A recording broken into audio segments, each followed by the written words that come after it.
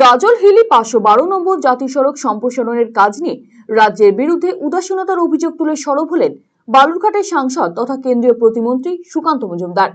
প্রসঙ্গত, হিলি গাজল 512 নম্বর জাতীয় সড়ক সম্প্রসারণের জন্য ন্যাশনাল হাইওয়ে অথরিটি অফ ইন্ডিয়ার তরফে প্রায় 1300 কোটি টাকা বরাদ্দ করা হয় বলে খবর। সেই ঘোষণার 2 বছর কেটে গেলেও এখনো শুরু হয়নি জাতীয় সড়ক সম্প্রসারণের কাজ। ঘটনায় শুরু হয়েছে রাজনৈতিক তরজা।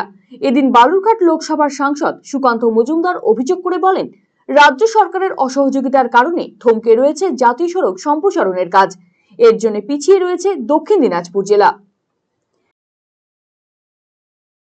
National Highway Authority of India তরফ থেকে, অর্থাৎ রোড ট্রান্সপোর্ট মিনিস্ট্রির তরফ থেকে প্রায় 1300 কোটি টাকা স্যাংশন করা হয়েছিল হিলি গাজল, এই যে 512, এই যে ন্যাশনাল হাইওয়ে স্ট্রেচ, এটাকে বড় করার জন্য। কিন্তু বহুদিন হয়ে গেল ঘোষণার পর, প্রায় 2 বছরেরও বেশি সময় হয়ে গেছে। তারপরে ডিস্ট্রিক্টে দুটো জেলাতেই, অর্থাৎ মালদা এবং দক্ষিণ দিনাজপুরে একাধিকবার বিভিন্ন মিটিং হয়েছে। NHAIয়ের তরফ থেকে বারবার মিটিং করা হয়েছে, কিন্তু রাজ্য সরকার এখনও পর্যন্ত রাস্তার অ্যালাইনমেন্টটা ঠিক করে দেয়নি। অর্থাৎ রাস্তাটা কোন দিক দিয়ে হবে, ওখান দিয়ে হবে নাকি অন্য জায়গা দিয়ে হবে, তার চওড়াটা হলে জায়গা কোথা থেকে আসবে। এবং এইভাবে রাজ্য সরকারের অসহযোগিতার জন্য দক্ষিণ দিনাজপুর জেলার উন্নয়ন ক্রমশ পেছনের দিকে চলে যাচ্ছে।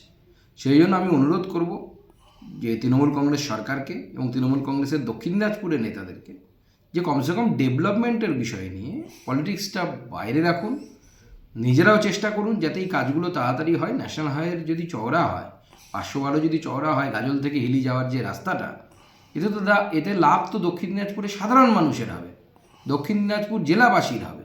টাকা তো কেন্দ্র সরকার দেবে, আপনাদের 1 টাকাও দিতে হবে না। জমিটা যাতে জোগাড় করা যায় সেই বিষয়ে সচেষ্ট হন, যাতে জেলার উন্নয়নে কোনো ব্যাঘাত না ঘটে। নাহলে পরে আগামী দিনে জেলাবাসী কিন্তু আপনাদেরকে মাফ করবে না। তৃণমূলের জেলা মুখপাত্র জয়ন্ত দাস পাল্টা কটাক্ষ করেন সুকান্ত মজুমদারকে। National Highway Authority of India 1300 কোটি টাকার মতো স্যাংশন করেছে এবং রাজ্য সরকার সহায়তা করছে না। এটা সর্বৈব মিথ্যা কথা। কেননা আমরা 1 লাখি বালুরঘাট রেল প্রকল্প যেটা আছে, সেখানটা রাজ্য সরকার যদি জমি অধিগ্রহণ করে না দিত, তাহলে রেল প্রকল্পটা হতো না। তো রাজ্য সরকার তার চিন্তা করে দেয়, তার রাজ্যবাসীর জন্য চিন্তা করে। বিভিন্ন যে উন্নয়নমূলক প্রকল্প আছে, সেটা কিন্তু মমতা ব্যানার্জির নেতৃত্বে, মুখ্যমন্ত্রীত্বে, সেখানটায় কিন্তু রাজ্যব্যাপী এই উন্নয়নযোগ্য চলছে। সেখানটায় যথেষ্ট চিন্তাশীল আমাদের মুখ্যমন্ত্রী, যে মানুষের স্বার্থে কি করতে হবে কি করতে হবে না সেটা তিনি সব থেকে ভালো জানেন। আমার মনে হয় সুকান্তবাবু অনেক শিক্ষিত লোক, বিনীতভাবে আমি তাকে বলছি যে আপনি যে তথ্যগুলো দিচ্ছেন, এই তথ্যগুলো সঠিক নয়। আপনি একজন অধ্যাপক এবং অবশ্যই আমাদের এই দক্ষিণ দিনাজপুর জেলার একজন সাংসদ, সম্মানীয় সাংসদ। আমাদের এটা তৃণমূল সরকার নয়, যেটা বলছেন এটা পশ্চিমবঙ্গ সরকারের মুখ্যমন্ত্রী মমতা ব্যানার্জি। আপনি ডাইরেক্ট পার্টি হিসাবে এটা বলছেন।